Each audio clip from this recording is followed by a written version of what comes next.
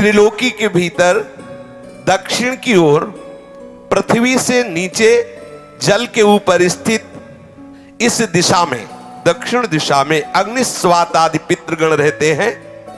अत्यंत एकाग्रता पूर्वक अपने वंशधरों के लिए मंगल कामना किया करते हैं। उधर ही नरक लोक है। अब ये सजा ऐसे दी जाती है, बोले इसे 100 वर्ष, 50,000 वर्ष, एक कल्प, अब पिटाई ही पिटाई होगी। अब बोलो कितनी दुर्दशा है, कितनी दुर्दशा।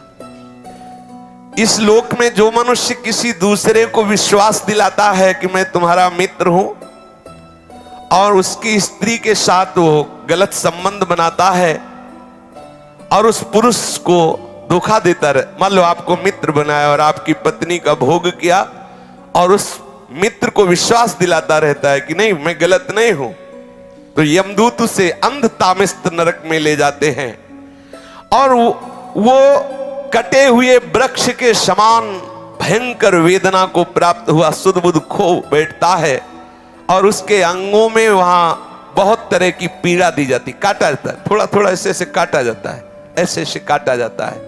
इसे अंध तामिस्त नरक कहते हैं। इस लोक में जो कि मैं बहुत बलवान हूं, मैं बहुत पुष्ट हूं, देखते हैं कि हमें कौन परास्त करेगा।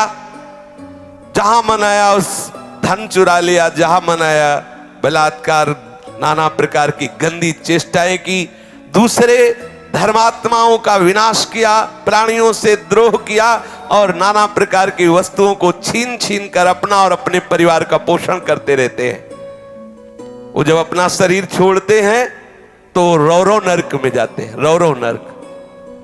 इस लोक में जिन जिन जीवों को जो जो कष्ट पहुंचाया है, यमराज के दूत वैसा ही वो रूप धारण करते हैं, रुरु नामक होकर के भयंकर कष्ट देते हैं, इसीलिए इस नरक का नाम रौरव है।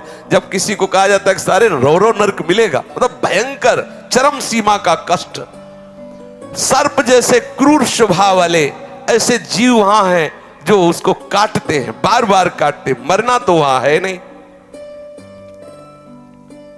महारौरव नरक, रौरव नरक ऐसे लोगों को प्राप्त होता है जो अपने शरीराभिमान में आकर के दूसरे धर्मात्माओं को, जीवों को नाना प्रकार के कष्ट देते हैं, उनसे वस्तुएं छीनते हैं, अपहरण करते हैं और स्वयं अपने परिवार और अपना भोग सामग्री एकत्रित करते, अहंकार के द्वारा भोग सामग्री, धर्म के द्वारा, भगवत प्रसन्नता के लिए। यदि अहंकार के द्वारा दूसरे की हिंसा आदि करके आपने, तो फिर वो भोग भोगना पड़ेगा।